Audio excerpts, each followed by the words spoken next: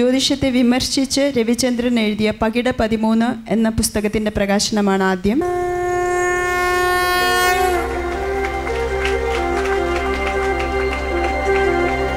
ജ്യോതിഷ സമ്പ്രദായങ്ങളെക്കുറിച്ച് N. പീതാംബരൻ രചിച്ച പൗരാണിക ജ്യോതിഷം എന്ന പുസ്തകത്തിൻ്റെ പ്രകാശനമാണ് അടുത്തത്.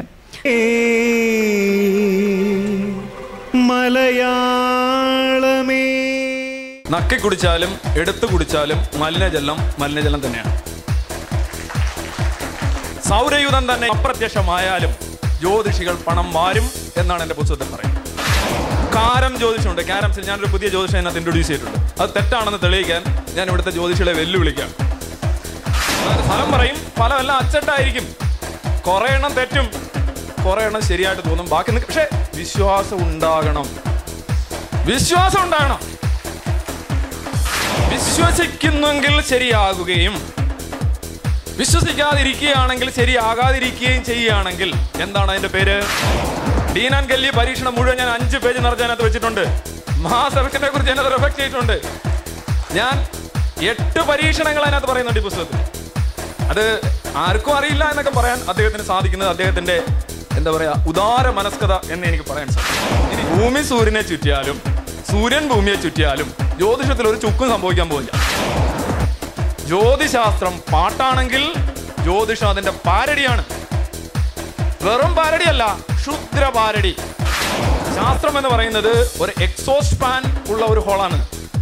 അതായത് ദുഷിച്ച വായു പുറത്തു പോകാനും പുതിയ വായു അകത്തു വരാനും സഹായിക്കുന്ന ഒരു എക്സോസ്റ്റ് ഫാൻ ശാസ്ത്രത്തിനുണ്ട്. ഒരു വലിയൊരു പണ്ഡിതൻ പറയുന്നുണ്ട്, തയ്യാറായിരിക്കാമല്ലോ നിങ്ങൾ റോഡിൽ കൂടെ പോവുക, അപ്പോൾ ഈ ഗട്ടർ ഉണ്ടെന്ന് പറഞ്ഞു കഴിഞ്ഞാൽ നിങ്ങൾക്ക് സ്കൂട്ടർ പെയ്യെ ഓടിക്കാമല്ലോ. എങ്ങനെ പെയ്യെ ഓടിക്കാൻ പറ്റും? ഗട്ടർ കിടന്ന് മരിക്കണം എന്നാണ് നിന്റെ വിധി. നീ പിന്നെ എന്ത് പെയ്യെ ഓടിച്ചിട്ട് എന്താ ഫലം? വിധി എന്ന് പറഞ്ഞാൽ you cannot flinch and inch എന്നാണ് പറയുന്നത്. മാറ്റാൻ പറ്റില്ല. പിന്നെ എന്തിനാണ് ഈ ജ്യോതിഷി? അവൻ എന്താ ചെയ്യുന്നത്? ജ്യോതിഷ പ്രശ്നം വെക്കലും ഗണനയും അല്ലെന്നുണ്ടെങ്കിൽ ഫലപ്രവചനവും ജ്യോതിഷപരമായി തന്നെ തെറ്റാണ്. ഞാൻ ശാസ്ത്രം അതിനകത്ത് എടുക്കുന്നേ ഇല്ല. As per astrology prediction is absolute nonsense. ഞാനിപ്പോൾ ഈ പ്രസംഗിക്കുന്ന ഓരോ വാക്കുകളും അടുത്ത് വരാൻ പോകുന്ന വാക്കുകളും ഞാൻ കഴിഞ്ഞ ജന്മത്തിൽ ഏതോ ഒരു അവസ്ഥയിൽ ചെയ്ത കർമ്മത്തിന്റെ ഫലമാണ്. അങ്ങനെയാണല്ലോ. അപ്പൊ ആ കർമ്മം എങ്ങനെ വന്നു? അതിന് തൊട്ട് മുന്നേ ഉള്ള ജന്മത്തിന്റെ ഫലമാണ്. അതിന് തൊട്ട് മുമ്പേ ഉള്ള ജന്മത്തിന്റെ ആണ്. അതിന് തൊട്ട് മുന്നേ അവസാനം ആദ്യത്തെ സയനോ ബാക്ടീരിയ ചെയ്ത കർമ്മത്തിന്റെ ഫലമായിട്ടാണ് ഞാൻ ഇവിടെ നിന്ന് സംസാരിക്കുന്നത്. അമ്പലപ്പുഴ ഒരു മധു എന്ന് പറഞ്ഞ ഒരാള് സ്വന്തം കുട്ടിയെ നിലത്തടിച്ചാൻ കൊന്നു. വേറെ തൊടുപുഴ ഒരാള് കൊല്ലാനായിട്ട് ഒരുങ്ങിയപ്പോൾ അച്ഛനും അമ്മയൊക്കെ വന്ന് കയറി പിടിച്ചു. അതുകൊണ്ട് അത് നടന്നില്ല. അപ്പോൾ ഇവിടെയൊക്കെ ഈ ജ്യോതിഷികളെ കുറിച്ച് ഞാനത് രഹസ്യമായിട്ട് അന്വേഷിച്ചപ്പോൾ അവരെല്ലാം വളരെ പ്രശസ്തരായ ജ്യോതിഷികളാണ്. ഇന്ത്യയായിരുന്നെങ്കിൽ രാഹുവും കേതുവിടെ വന്നിട്ട് രാഹുടെയും കേതുടെയും ഉണ്ടായേനെ. അങ്ങനെയാണെങ്കിൽ 9 ദിവസം 7 വർക്കിംഗ് ഡേ 2 ഹോളിഡേ. ഒന്ന് ആലോചിച്ച് നോക്കുക. ഈ രാഹു കേതു എന്ന് പറയുന്ന തമോഗ്രഹം. വേറൊരാൾ പറഞ്ഞു യുറാനസ് തമോഗ്രഹമാണ്. അപ്പൊ പിന്നെ രാഹു കേതു എന്താണ്? പക്ഷെ അടിസ്ഥാനപരമായി നിങ്ങളുടെ കയ്യിലിരിപ്പും വായിലിരിപ്പും ഗൃഹസ്ഥിതിയാണ് നിങ്ങളുടെ ഓരോ ജീവിതവും നിയന്ത്രിക്കുന്നുള്ള ബോധ്യം എല്ലാവർക്കും ഉണ്ട്. പിന്നെ ഒരു ചേട്ടൻ പറഞ്ഞു അദ്ദേഹം യുക്തിവാദിയാണ്. അദ്ദേഹം യുക്തിവാദി ആണ് എങ്കിൽ ഞാൻ യുക്തിവാദി അല്ല.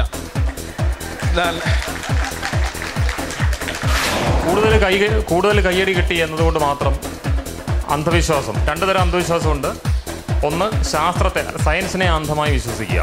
ഇദ്ദേഹം ഇതിന് മുമ്പൊരു ഗ്രന്ഥം എഴുതിയിരുന്നു, നാസീനായ ദൈവം. അത് ഡോക്കിൻസിൻ്റെ ഗോഡ് ഡെവല്യൂഷൻ എന്ന ഗ്രന്ഥത്തിൻ്റെ ഏതാണ്ട് പുനരവതരണമാണ്. ഏത് വേദിയിലും ഇതേപോലെ അദ്ദേഹം വിളിക്കുന്ന ഏത് വേദിയിലും വന്ന്, പക്ഷെ സമയം തരണം. ഇതേപോലെ നിബന്ധനകൾ പാടില്ല. കൃത്യമായ സമയം തന്ന് ശാസ്ത്രീയമായ തർക്കത്തിന് ഞങ്ങൾ തയ്യാറാണ്. കർമ്മസിദ്ധാന്തം, ആത്മസിദ്ധാന്തം, ഈശ്വര വിശ്വാസം, ഇത്തരം കാര്യങ്ങളെ പറ്റിയുള്ള ഭാരതീയ പക്ഷത്തെ അവതരിപ്പിക്കാൻ, ആസ്തിക പക്ഷത്തെ അവതരിപ്പിക്കാൻ ഇതതിനുള്ള സമയമല്ല. എനിക്ക് പറയാനുള്ളത്, യഥാർത്ഥത്തിൽ ഇന്ന് ജ്യോതിഷം എന്ന് വിളിക്കുന്ന ജ്യോത്സ്യം, ഭാവി പ്രവചനം, അത് ഇന്ത്യയിൽ ഉണ്ടായതല്ല. അതിൻ്റെ ഉദയം ബാബിലോണിയയിലെ കാൽദിയ എന്ന് പറയുന്ന പ്രദേശത്താണ്. ലക്ഷ്യം കുലച്ച വില്ലു ചാർവാകൻ കൊള്ളാം. അങ്ങനെ ആയിരുന്നു ഇന്നുള്ള യുക്തിവാദികളെങ്കിൽ എത്ര നന്നായിരുന്നു. പക്ഷെ അല്ല. അവർക്ക് സയൻസ് അറിയില്ല, ചരിത്രം അറിയില്ല, ജ്യോതിഷം അറിയില്ല, യുക്തിയുമില്ല. ഇവർക്ക് ഒരു ധാരണയുണ്ട്. എന്താ വെച്ചാൽ വാനനിരീക്ഷണ ശാസ്ത്രം, ആസ്ട്രോണമി നമ്മൾ പറയുന്ന സാധനം, അതുപോലെ ആസ്ട്രോളജി. ഈ യുക്തിവാദികൾക്ക് ആസ്ട്രോണമി എന്നുള്ളതിനെ ജ്യോതിശാസ്ത്രം എന്നും അതുപോലെ അസ്ട്രോളജി എന്നുള്ളതിനെ ജ്യോതിഷം എന്നുമാണ് വിവർത്തനം ചെയ്യാൻ താല്പര്യമെങ്കിൽ അങ്ങനെ ആയിക്കോട്ടെ, അത് അവരുടെ വിഡിതം. പക്ഷേ അത് ഈ രണ്ട് വാക്കുകളും വിഭിന്നമാണ് എന്ന് പറയുന്നത് ചരിത്രപരമായ വിഡിത്തമാണ്.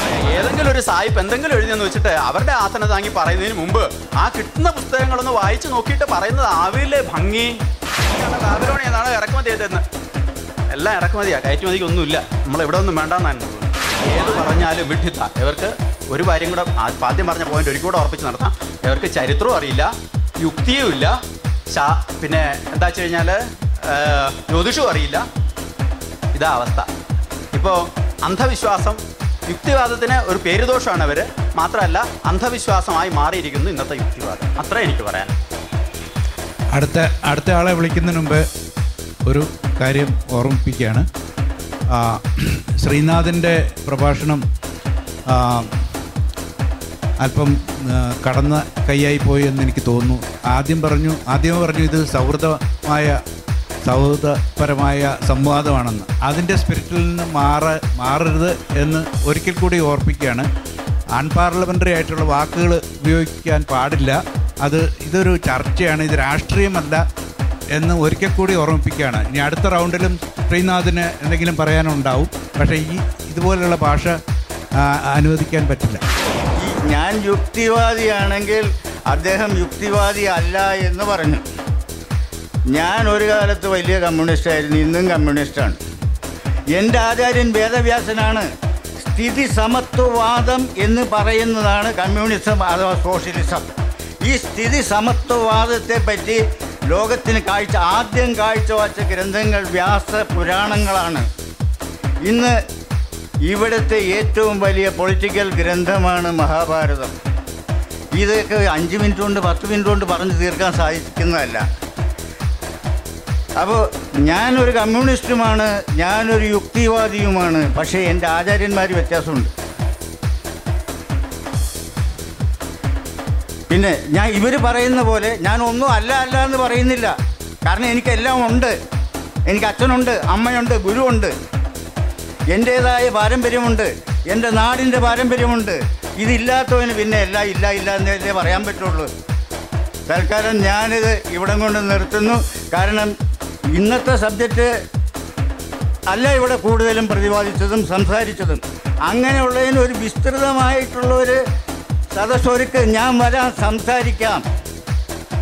നിങ്ങളുടെ ഏത് വെല്ലുവിളിയും ഞാൻ സ്വീകരിക്കാം. അതിനുള്ള അങ്കുറ്റവനുണ്ട്. പക്ഷേ അതിനുള്ള സമയവും കൂടി തരണം. എല്ലാവർക്കും നന്ദി, നമസ്കാരം.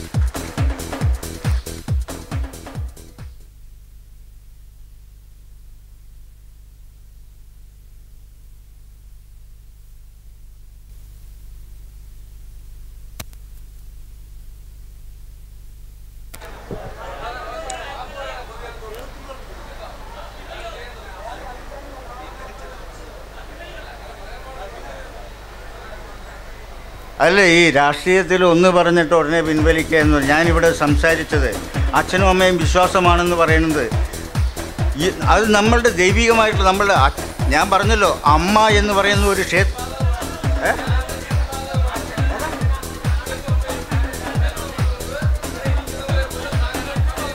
ആണെന്ന് പറഞ്ഞല്ലോ.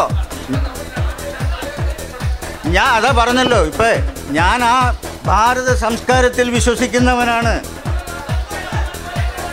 അതായത് അല്ലല്ല, നിങ്ങളപ്പോൾ അവിടെ മറ്റേ ഇത് കാണരുത്. നമ്മളുടെ എല്ലാവരുടെയും അത് ആംഗല സംസ്കാരവും ഭാരത സംസ്കാരവും തമ്മിലുള്ള വ്യത്യാസമാണ് പറഞ്ഞത്.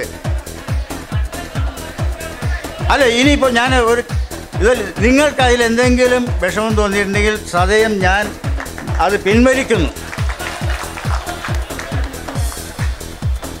ഞാൻ പെട്ടെന്ന് ഓർത്തു പോയത് ഈ ഗ്രഹങ്ങളുടെ സ്വാധീനമാണെങ്കിൽ ഈ പാവപ്പെട്ട ഗോവിന്ദസ്വാമി ഒരു നിരപരാധിയ സൗമ്യ കേസിൽ അയാളെ കൊണ്ട് അത് ചെയ്യിപ്പിച്ചത് ഈ ശനി എന്ന് പറയുന്ന ഗ്രഹമാണ്.